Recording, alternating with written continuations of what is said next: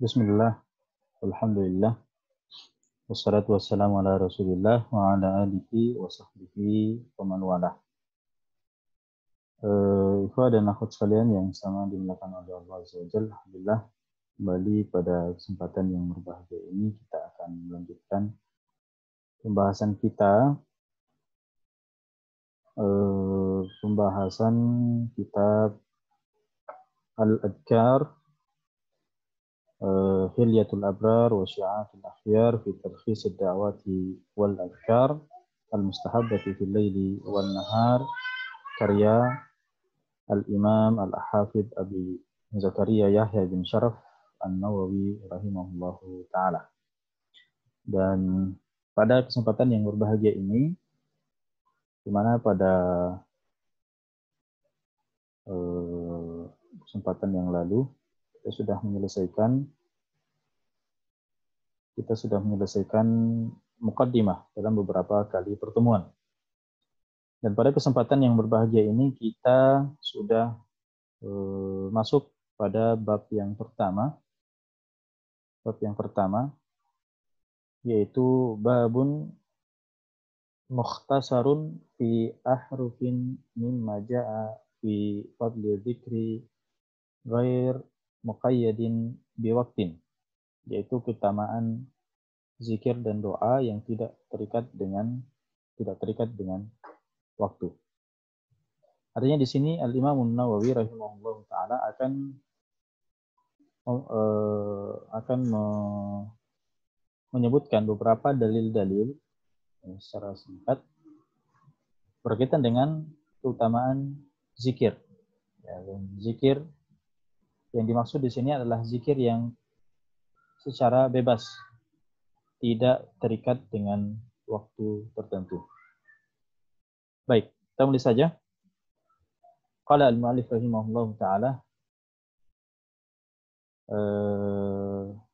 babun mukhtasarun fi ahrufin mimma ja'a fi fadli dzikri ghair muqayyadin biwaqtin.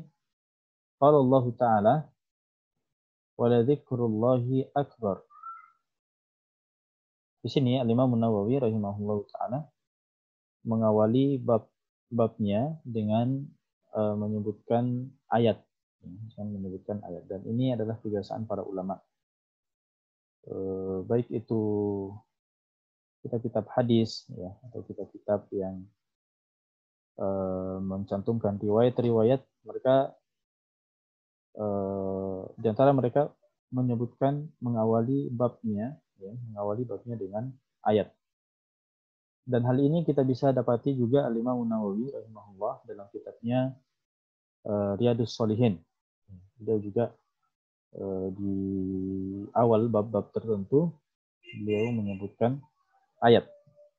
Nah, di sini Al-Imam Nawawi datang dengan sebuah ayat dalam surah Al-Ankabut ayat 45, wala dzikrullahi akbar, dan sesungguhnya mengingat Allah adalah lebih besar. Ya, kata-kata akbar di sini menunjukkan sesuatu yang lebih besar. Maksudnya lebih besar, ya, keutamaannya daripada ibadah yang lain. Baik. Itu yang kemudian menjadi motivasi, ya, bagi kita semua agar tidak melewatkan waktu kita kecuali dalam keadaan berzikir. Dan ini adalah salah satu keutamaan daripada zikir atas amalan-amalan yang lainnya.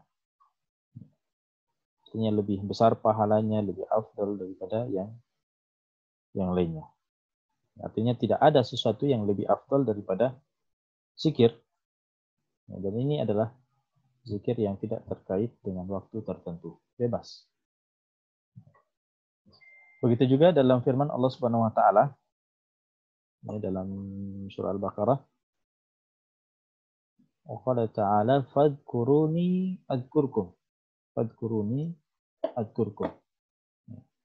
Karena itu ingatlah kepadaku, berzikirlah kepadaku, niscaya aku ingat pula kepadamu.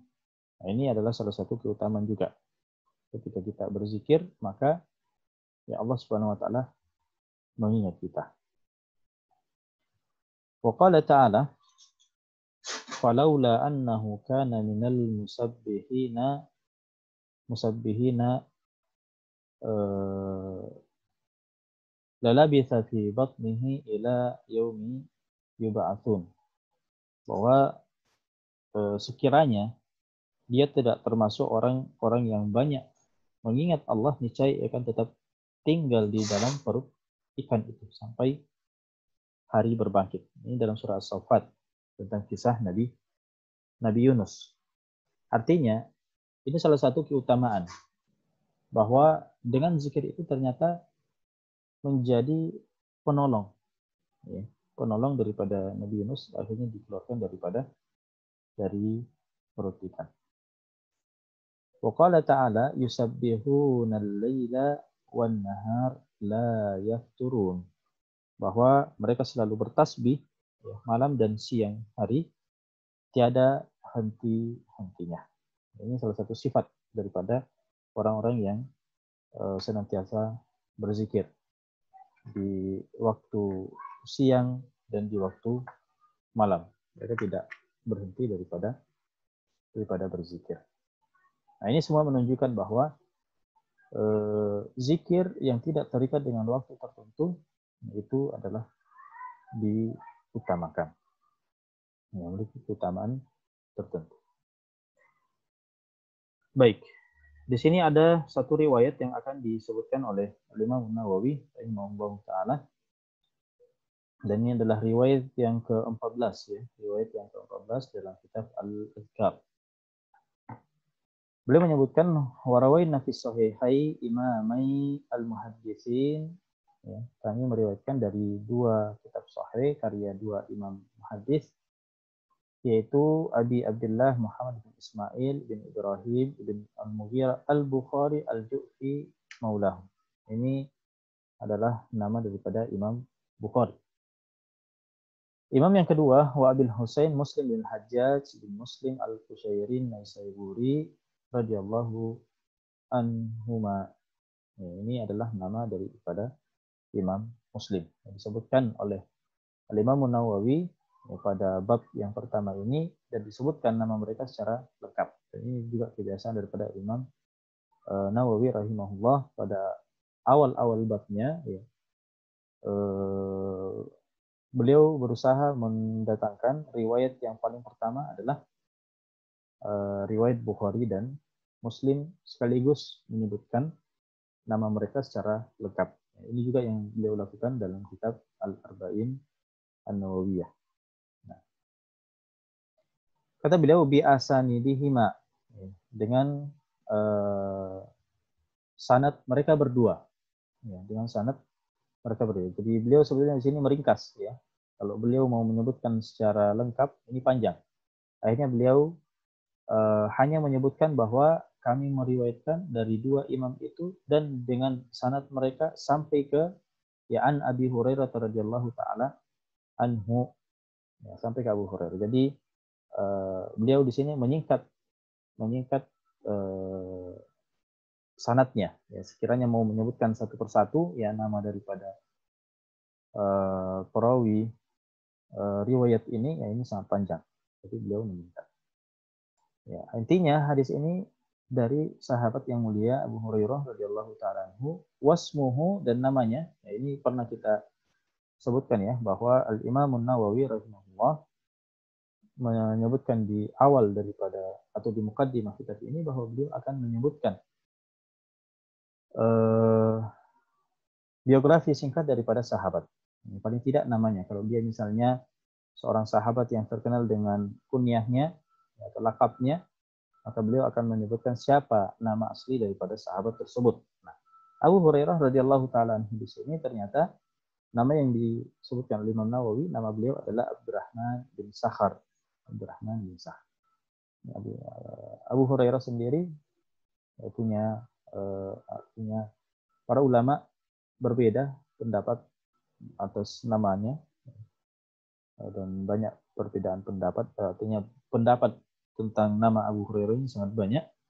Tapi yang paling masyhur adalah Abdurrahman bin Sakhar. Dan kunyahnya Abu Hurairah ini memang kunyah beliau sebelum masuk Islam, ya, sebelum masuk Islam. Dan baik, ya, Abdurrahman bin Sakhar alal asah min nahwi 30 qaulan. Nah, ini yang saya sebutkan tadi, bahwa nama Abu Hurairah radhiyallahu taala anhu oleh para ulama, ya, mereka berbeda pendapat sampai 30 pendapat nama daripada Abu Hurairah radhiyallahu taala anhu. Nah, dan ini adalah nama yang paling sahih dari pendapat-pendapat yang lain. Wa huwa aktsarus sahabati hadisan, dan beliau ini adalah salah seorang sahabat yang paling banyak hadisnya, yang paling banyak hadisnya, yang paling banyak meriwayatkan hadis dari Rasulullah Sallallahu Alaihi Wasallam.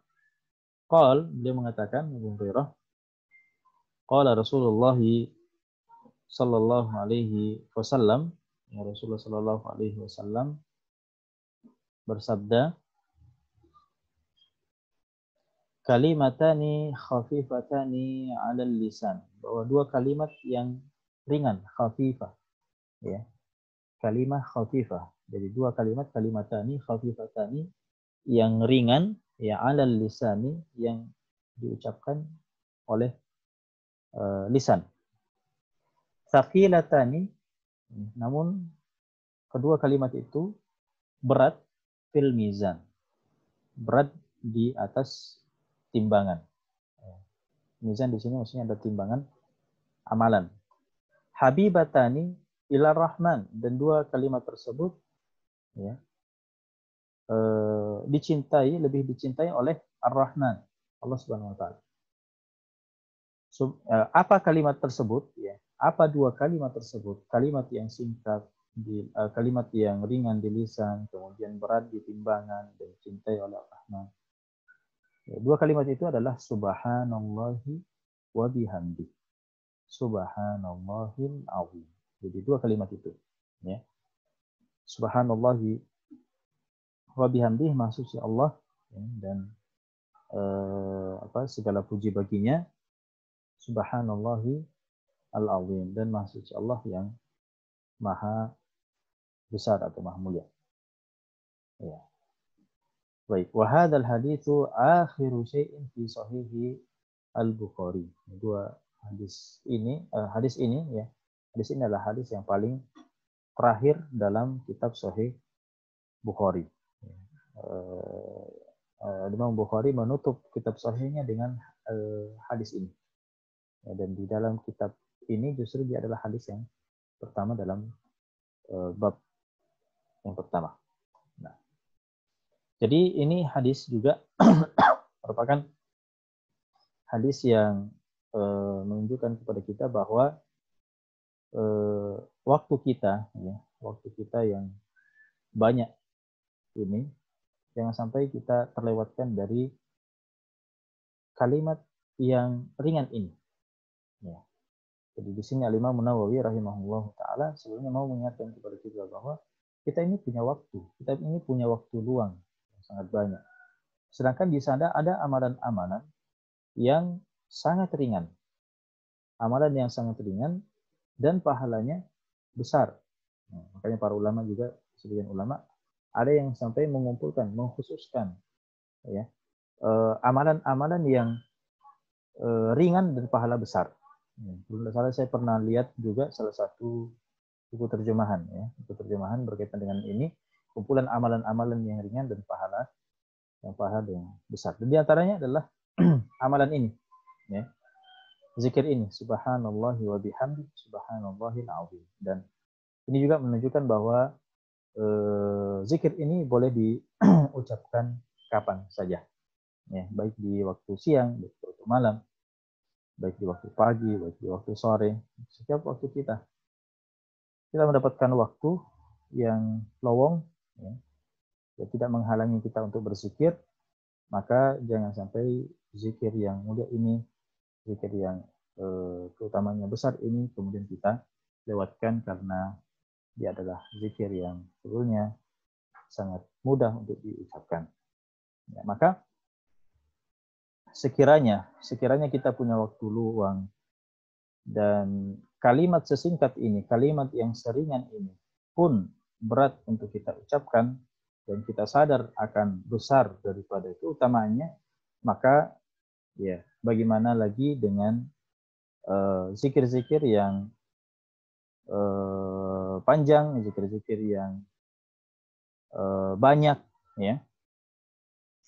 Bagaimana lagi dengan zikir-zikir itu, ya, kemudian bisa kita amalkan. Yang mudah saja, yang ringan saja, yang pendek saja, sulit kita amalkan. Yang besar saja pahalanya, yang mudah, sulit kita amalkan, maka ya sebenarnya itu menjadi cerminan bagi kita. Bagaimana lagi dengan amalan-amalan yang artinya lebih daripada ya zikir yang singkat ini, zikir yang pendek ini, zikir yang ringan ini. Baik, nah, maka seharusnya kita banyak bercermin, banyak introspeksi diri agar ya menjadi motivasi bagi kita bahwa amalan yang seringan ini jangan sampai kita sia-siakan. Ya. Dan Al-Imam Nawawi rahimahullahu taala mengawali bab ini ya dengan riwayat ini agar jadi motivasi bagi kita. Ya, bahwa ketika mau memulai suatu amalan yang kita sudah bertekad untuk bisa untuk mudawama, untuk untuk rutin mau melakukannya, ya jangan langsung yang berat-berat. Kita cukup mulai dari yang ringan dulu, ya. Karena walaupun sedikit tapi rutin itu lebih baik. Makanya Nabi SAW bersabda, ya, bahwa amalan yang paling dicintai oleh Nabi SAW adalah adwamuhu wa in qalla. Ya.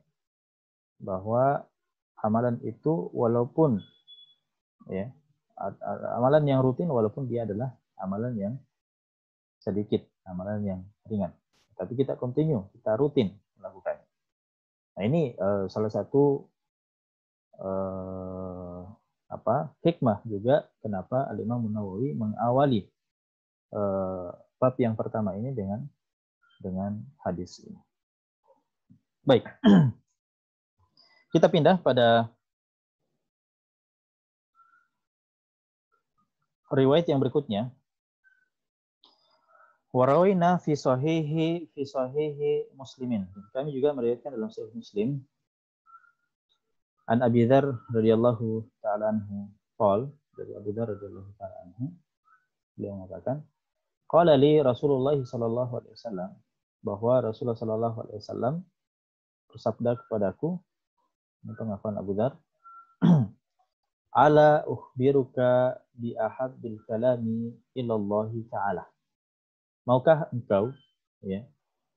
engkau aku beritahu dengan ucapan yang paling dicintai oleh Allah Subhanahu wa taala. Artinya ini adalah salah satu pertanyaan yang menarik, ya, menarik perhatian daripada Abu Dzar. Ya. Dan ini adalah salah satu uslub, salah satu retorika dalam pengajaran agar seseorang yang kita ingin perhatiannya, itu bisa memusatkan perhatiannya kepada kita. Inna ahabbal kalami ilallahi, sesungguhnya ucapan yang paling dicintai oleh Allah Subhanahu wa taala adalah subhanallahi wa bihamdih. Subhanallahi wa bihamdih. Ya. Ini adalah salah satu potongan juga, ya, potongan zikir yang kita sebutkan pertama, subhanallahi wa bihamdih, subhanallahil azim. Ternyata di dalam riwayat ini juga ditekankan bahwa kalimat tersebut juga adalah salah satu kalimat yang paling dicintai oleh Allah. Ya, paling dicintai oleh Allah. Ya, hanya saja dalam kalimat ini tidak disebutkan subhanallahil azim. Ya, hanya disebutkan saja subhanallahi wa bihamdi di sini. Ya, berarti kalau begitu, Nah, kalau begitu, pada dasarnya kalimat ini yang punya keutamaan. Tapi ketika disambung subhanallahil azim, maka ya bertambah keutamaannya. Makanya Imam Nawawi menyebutkan lebih awal yang lebih lengkap, ya, subhanallah wa bihamdi subhanallahi al-azim. Ini juga salah satu zikir yang kalau kita mau potong sampai di sini saja subhanallah wa bihamdi, ya, itu sudah salah satu keutamaan tertentu. Tapi kalau kita mau lebih baiknya lagi, lebih lengkapnya, maka subhanallah wa bihamdi subhanallahil azim. Wa fi riwayatin, dalam riwayat yang lain, ya, masih dalam riwayat Muslim sebelumnya, bahwa su'ila Rasulullah sallallahu alaihi wasallam. Nah, sekarang ini yang ditanya adalah Rasulullah sallallahu alaihi wasallam. Jadi bukan lagi Rasulullah yang bertanya sebagaimana dalam riwayat sebelumnya. Nah, di sini Rasulullah SAW ditanya, ayyul kalami afdal, ya, ucapan apa yang paling afdal? Qala, Rasulullah SAW menjawab, mastafallahu li malaikatihi aw li ibadihi. Satu kalimat, satu bacaan, ya, yang telah menjadi pilihan Allah bagi malaikat dan hamba-hamba. Jadi ini salah satu illah, alasan kenapa kalimat ini menjadi kalimat yang paling mulia. Ternyata dia adalah kalimat pilihan Allah Subhanahu wa taala atas para malaikat dan hamba-hambanya. Ya. Kalimat apakah itu? Ya, masih sama. Subhanallahi wa bihamdihi. Subhanallahi wa bihamdihi. Nah, ini artinya 3 riwayat yang menjelaskan keutamaan ucapan ini. Subhanallahi wa bihamdi, ya, kita mau berzikir dengan itu saja dan kapan saja itu boleh dan dianjurkan. Tapi kalau kita membaca subhanallahi wa bihamdi subhanallahil azim, maka itu adalah lebih utama lagi, ya, lebih utama lagi. Baik.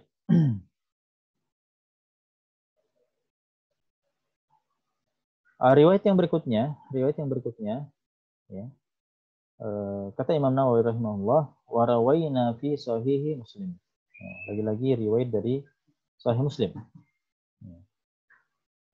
An Samurata ibn Jundub, ya, dari sahabat Samurah bin Jundub radhiyallahu taala anhu, qala Rasulullah sallallahu alaihi wasallam, Rasulullah sallallahu alaihi wasallam bersabda, ahabbul kalami ila Allah ta'ala arba'un. Ahabbul kalami ila Allah ta'ala arba'un. Bahwa kalimat, ya, atau ucapan yang paling dicintai oleh Allah Subhanahu wa taala ada 4. Ya. Apa itu? Subhanallah walhamdulillah wala ilaha illallah wallahu akbar. La yadurruka bi ayyihin bada'ta. Ya, jadi 4 kalimat ini. Subhanallah alhamdulillah la ilaha illallah wallahu akbar. Ini 4 kalimat, ya. Nah, la yadurruka bi ayyihin bada, tidak dipermasalahkan dari bacaan mana yang engkau, ya, dari bacaan mana engkau memulainya. Artinya boleh kita balik alhamdulillah, subhanallah, Allahu akbar, la ilaha illallah. Ya. Nah, ini 4 kalimat yang juga dianjurkan bagi kita untuk memperbanyak membacanya, karena dia ternyata adalah 4 kalimat yang paling dicintai oleh Allah Subhanahu wa taala. Mungkin, ya, mungkin ada yang bertanya, sudah berapa kali disebutkan dalam riwayat-riwayat tadi ahabbul kalam, ya, kalimat yang paling dicintai. Nah, sedangkan jawabannya di sini beda-beda. Ya, kadang disebutkan ahabbul kalam ilallah subhanallahi wa bihamdi. Nah, sekarang disebutkan lagi di bawah ahabbul kalam, ternyata 4, ya, subhanallah walhamdulillah wala ilaha illallah. Nah, mungkin ada yang bertanya, ini artinya pertanyaan yang sama namun jawaban yang berbeda-beda. Kenapa bisa demikian? Ya, sebenarnya banyak faktor. Kenapa Nabi SAW kadang ditanya dengan satu pertanyaan, tapi jawabannya berbeda-beda. Banyak faktor. Di antara faktornya adalah penanya berbeda, ya, penanya berbeda. Dan Nabi SAW menjawab pertanyaan-pertanyaan sahabat, ya, atau hajat daripada sahabat tentang sesuatu berdasarkan dengan kebutuhan mereka. Ya, makanya sebagian sahabat ada yang ditanya, ayyul a'mali ahabbu ilallah. Ya. Amalan apa yang paling dicintai oleh Allah? Ya, ada yang dijawabkan sholat, ada yang dijawabkan puasa, ada yang dijawabkan berjihad dan seterusnya. Karena di sini Nabi SAW melihat ya, mana mana amalan yang paling cocok dengan si penanya. Ini salah satu kefakihan Nabi SAW dalam melihat atau diantara keterampilan Nabi SAW mentarbiyah para sahabatnya. Ya, bahwa kadang kita antara satu ada kecenderungan terhadap amalan tertentu. Ya. Bahkan satu amalan tertentu, kadang seseorang itu ya bisa bertingkat-tingkat ya, dalam satu amalan tertentu. Misalnya zikir di sini, ada zikir yang agak panjang, ada zikir yang paling pendek. Maka ketika Nabi SAW melihat ya, ini cocoknya zikir yang panjang, ini cocoknya zikir yang pendek, nah, maka hal itu tidak menutup kemungkinan. Jadi di sini ini salah satu hikmah daripada kenapa berbeda-beda. Ya. Ada juga yang mengatakan bahwa ya di sini memang Nabi SAW mau menyebutkan ya amalan yang utama, tapi tidak satu majelis. Artinya bisa saja Nabi SAW menyebutkan kepada Abu Dzar langsung semua kalimat ini, ya. Bisa saja langsung semua kalimat ini. Bisa juga ketika Samurah bin Jundub ini datang dan menyebutkan semua kalimat ini, ya, termasuk subhanallah wa bihamdi dan apa yang ada 4 kalimat yang ada di bawah. Itu bisa saja dalam satu majelis, tapi Nabi SAW kadang ya melihat suatu amalan yang mana yang amalan ringan ya, dan mana amalan yang agak lebih ya di atasnya. Jadi memang syariat ini datang dan Nabi Shallallahu Alaihi Wasallam menyampaikan kepada para sahabat secara berangsur-angsur. Ya. Dan banyak lagi hikmah-hikmah yang lainnya.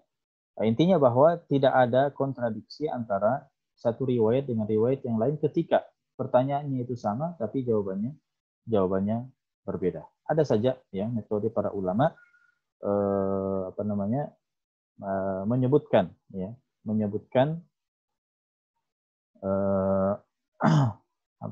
hikmah ya daripada atau menyebutkan bagaimana metode penyelesaian suatu riwayat yang ada nampaknya ada kontradiksi. Sebetulnya hadis, ayat ya, tidak ada kontradiksi. Hanya kontradiksi itu hanya di pikiran kita saja. Kita yang kurang mendalam melihat suatu riwayat itu, akhirnya ya, satu riwayat itu kontradiksi kita memandangnya. Sebenarnya tidak ada yang kontradiksi. Makanya sebagian ulama mengatakan kalau ada yang memandang bahwa ada dalil yang kontradiksi, datang ke sini dan saya akan selesaikan. Nah, ini ya, para ulama punya metode dalam menyelesaikan riwayat-riwayat yang di mata kita ya ada kontradiksi atau secara lahiriah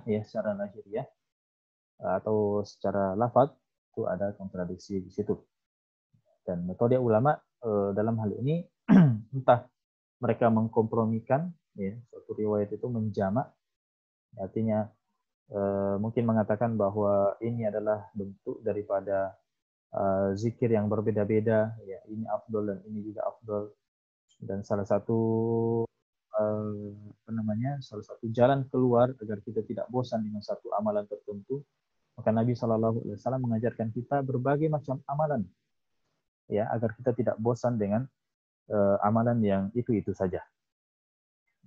Ada juga yang mengatakan bahwa metode penyelesaian ketika mendapat riwayat-riwayat yang kontradiksi, mereka melihat mana yang duluan, mana yang belakangan. Ya, mana yang duluan, mana yang belakangan. Maka metode ini disebut dengan nasikh wa mansukh. Yang belakangan diambil dan menghapus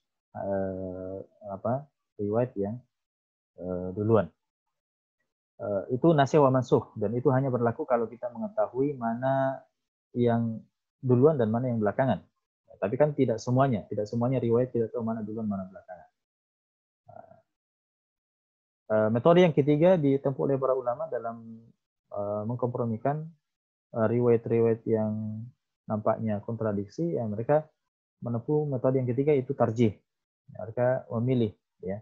Jadi ada pertimbangan-pertimbangan tertentu, ada qara'in-qara'in yang dijadikan oleh para ulama sebagai pegangan bagaimana mengkompromikan suatu riwayat, ya. Riwayat ini yang diambil, ya alasannya seperti ini lebih kuat atau lebih bagaimana.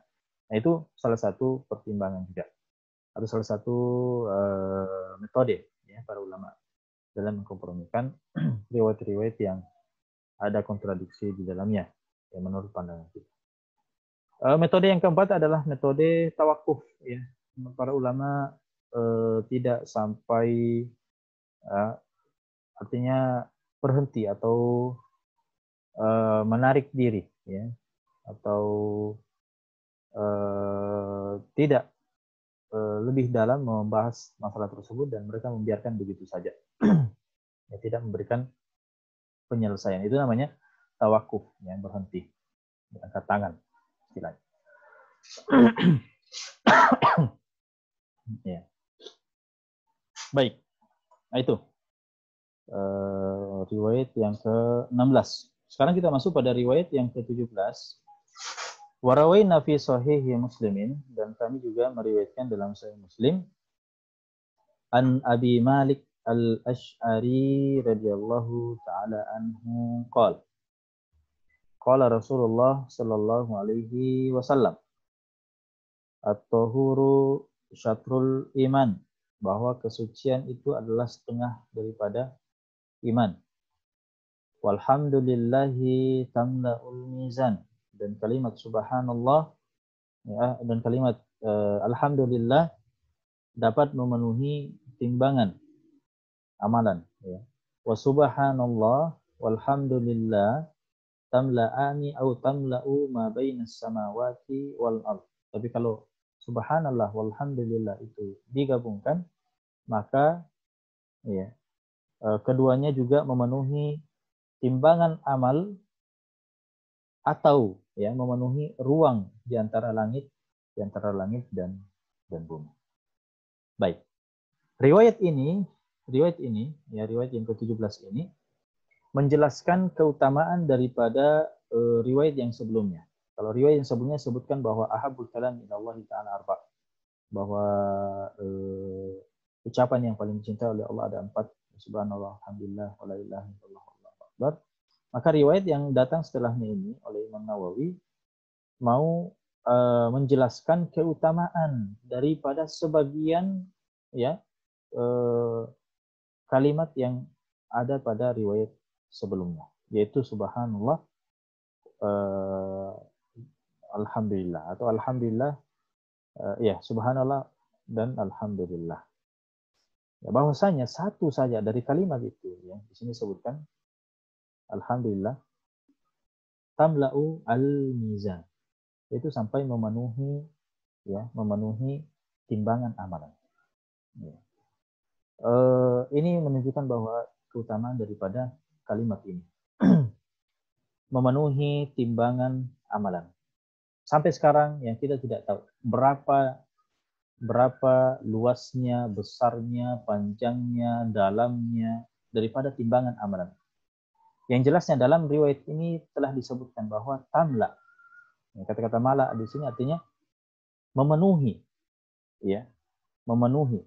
Kita bisa pahami bahwa kata-kata penuh, ya, kata-kata memenuhi itu adalah artinya, ya, mengikuti besar daripada timbangan, ya.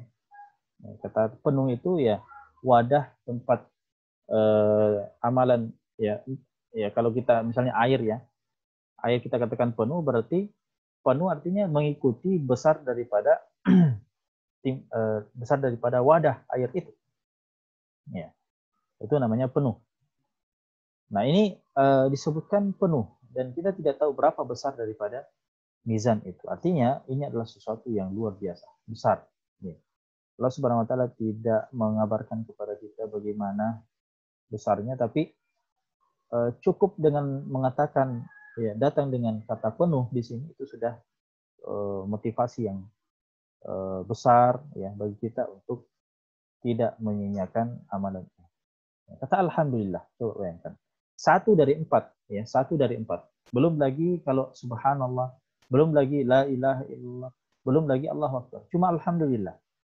Ya, alhamdulillah di sini ya salah satu kata atau kalimat ya yang sangat besar keutamaannya yaitu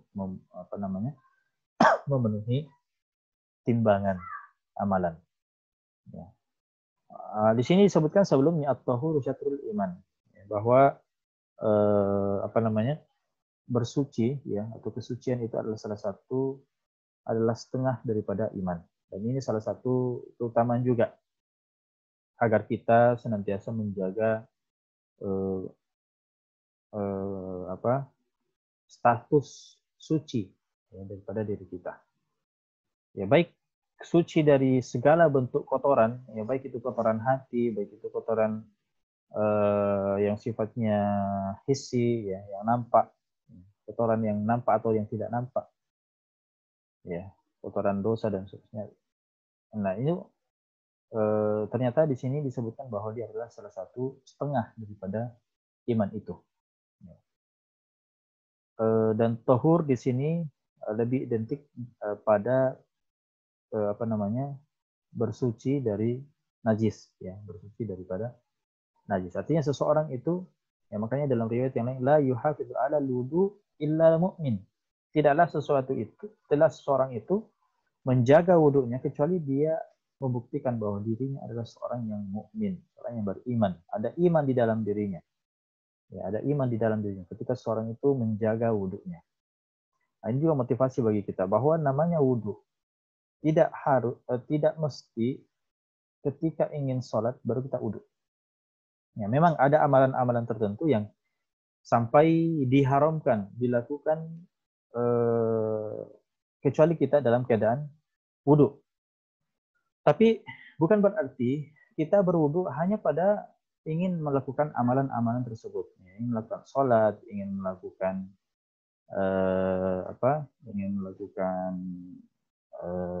tawaf, ingin melakukan menyentuh mushaf, ya. Tidak hanya itu, ya, tidak hanya itu. Lebih daripada itu, ya setiap keadaan kita misalnya dalam keadaan suci, kemudian batal wudhu kita, maka di sini ya kita menjaga wudhu ya sebagai salah satu sikap senantiasa berada di atas tohur atau kesucian. Ya. Bahkan tidak perlu kita menunggu wudhu kita batal kemudian kita wudhu. Ya, bahkan dianjurkan kita senantiasa memperbaharui wudhu. Jadi, walaupun kita ini adalah orang yang belum batal wudhu kita, namun ada kesempatan untuk mengulangi wudhu, ya kita ulangi. Sebenarnya bukan mengulangi, memperbaharui, ya, memperbaharui. Karena mengulangi artinya sempat batal. Tapi kalau kita katakan memperbaharui artinya belum batal tapi kita sudah perbaharui. Ya. Nah itu berkaitan dengan senantiasa menjaga kesucian. Dan ini salah satu kesunahan juga bahwa ketika kita ingin berzikir, ya, kita berwudu terlebih dahulu. Artinya wudu artinya zikir dalam keadaan bersuci itu lebih afdal daripada zikir tidak dalam keadaan bersuci. Ya. Tapi apakah dipersyaratkan kita harus bersuci dulu kemudian kita berzikir? Tidak. Ya, bahkan seorang yang dalam keadaan haid, dalam keadaan junub, ya pun itu boleh untuk berzikir. Ya, yang penting bukan zikirnya adalah tilawah Al-Quran. Itu yang tidak boleh. Tapi kalau misalnya zikir-zikir yang biasa, maka boleh ya, seseorang itu berzikir walaupun tidak dalam keadaan bersuci ya, dari hadas besar. Baik. Nah, itu keutamaan alhamdulillah ya, memenuhi timbangan. Nah, di sini kata selanjutnya atau kalimat selanjutnya disebutkan wa subhanallahi wa subhanallahi walhamdulillah. Nah, menggabungkan dua kata ini subhanallah alhamdulillah ya, maka keduanya memenuhi autam lau ma bainas samawati wal ard, memenuhi ruang antara langit dan bumi. Ini ruang antara langit dan bumi. Nah, ini menunjukkan bahwa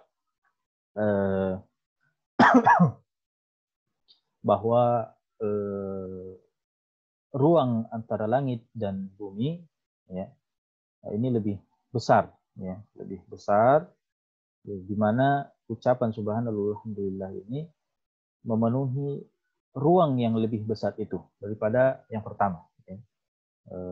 Al-mizan ya. Sini samawati wal ard ini lebih besar daripada al-mizan. Ya. Wallahu alam, apakah ini menunjukkan besar daripada kedua ruang itu antara mizan dengan samawati wal ard, wallahu alam. Dan apakah kata tamlaul mizan yang pertama menunjukkan bahwa penuh di sini artinya tidak ada kekosongan lagi di dalamnya atau hanya sekedar terisi? Ya, itu ada ihtimal, ada kemungkinan di situ, ada kemungkinan. Tapi ya tidak menutup kemungkinan juga, ya tidak menutup kemungkinan juga mizan ya atau timbangan amalan seseorang itu lebih besar lagi daripada hanya sekedar as-samawati wal ard, ruang ya langit dan antara langit dan bumi. Baik. Yang jelasnya ini adalah ruang yang sangat besar ya antara langit dan bumi, yang dimana ketika kita membaca subhanallah wa bihamdi subhanallah alhamdulillah bisa memenuhi ruang antara langit dan bumi pahalanya ya, pahalanya. Maka ini motivasi juga bagi kita semua untuk memperbanyak membaca dua kalimat ini ya. Belum lagi kalau kita membaca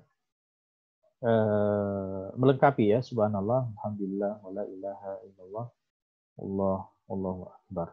Ya cukuplah disebutkan bahwa dia adalah kalimat yang dicintai oleh Allah, itu sudah merupakan motivasi yang terbesar bagi kita untuk menggapai kecintaan Allah ketika kita membaca 4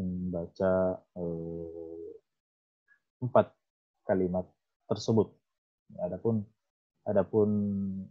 motivasi-motivasi yang lainnya berupa besaran amalan ya, itu saya kira motivasi yang lain, tapi tidak ada lagi lebih besar daripada kecintaan Allah Subhanahu wa taala. Baik, sekira cukup sampai di sini ya. Riwayat yang ke-17 ini, insyaallah riwayat yang ke-18 dan seterusnya kita akan bahas pada pertemuan yang akan datang. Nah, barakallahu fikum wa jazakumullahu khairan ya. Tersisa beberapa menit lagi ke depan, 10 menit ya, kita bisa manfaatkan untuk diskusi. Baik, fadal. Mungkin ada yang ingin didiskusikan dari ikhwah yang hadir bersama kita.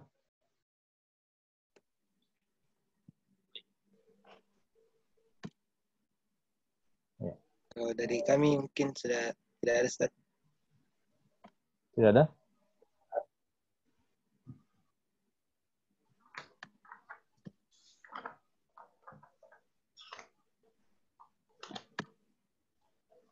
Bab 1 ini banyak ya. Banyak riwayat di dalamnya. Sampai 30-an. Nanti kemudian masuk pada bab yang baru. Ya. Mulai dari bangun tidur, memakai baju, dan seterusnya. Ya, jadi memang kita akan